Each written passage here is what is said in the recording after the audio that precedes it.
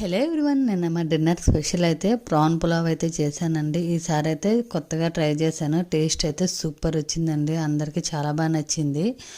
So ఇందులో అయితే నేను చిన్న ఆనియన్స్ ఉంటాయి కదండి, అవి యూజ్ చేసి దాంతోపాటు కోకోనట్ మిల్క్ అయితే యూజ్ చేసి పులావ్ చేశానండి. సో టేస్ట్ అయితే అందరికీ బాగా నచ్చిందంట, చాలా ఇష్టంగానే అయితే తిన్నారండి.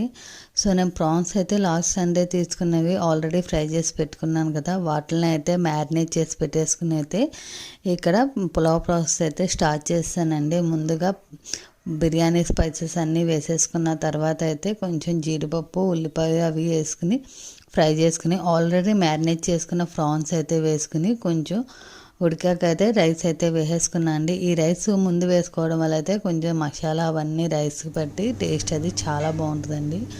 సో ఒక 5 మినిట్స్ అలా ఉంచేసుకుని అందులో అయితే వాటర్ బదులు కోకోనట్ మిల్క్ అయితే యాడ్ చేశానండి.